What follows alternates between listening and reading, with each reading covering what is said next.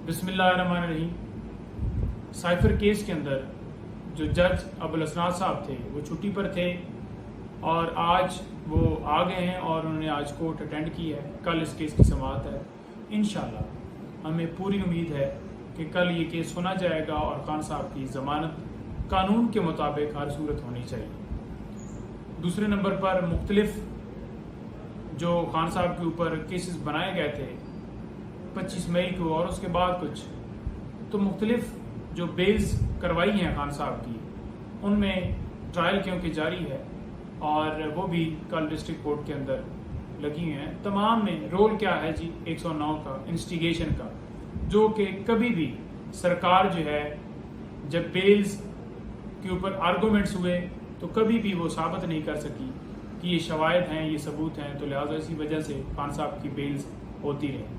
तो कल वो भी हैं, इंशाल्लाह हम पेश होंगे तमाम मुकदमात में। और दूसरा साथ इसके ऐड करता जाऊँ, खान साहब की तरफ से एक वाज़िया पैगाम आया है जो कि अफवाहें फैलाई जा रही हैं कि खान साहब किसी बंदे से मिले हैं या कोई बंदा खान साहब से मिलने गया है, किसी बंदे के ज़रिए पैगाम भिजवाया उन्होंने या उनकी वाइफ के ज़रिए कोई पैगाम भिजवाया है या कोई और ज़राए से बात करने की कोशिश की गई है।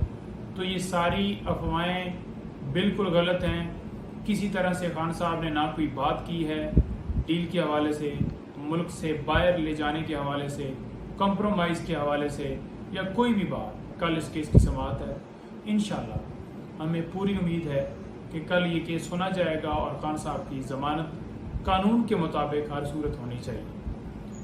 दूसरे नंबर पर मुख्तलिफ जो खान साहब के ऊपर केसेस बनाए गए थे 25 मई को और उसके बाद कुछ तो मुख्तलिफ जो बेल्स करवाई हैं खान साहब की उनमें ट्रायल क्योंकि जारी है और वो भी कल डिस्ट्रिक्ट कोर्ट के अंदर लगी हुई हैं। तमाम में रोल क्या है जी 109 का इंस्टिगेशन का, जो कि कभी भी सरकार जो है जब बेल्स के ऊपर आर्गूमेंट्स हुए तो कभी भी वो साबित नहीं कर सकी कि ये शवायद हैं, ये सबूत हैं, तो लिहाजा इसी वजह से खान साहब की बेल्स होती रही।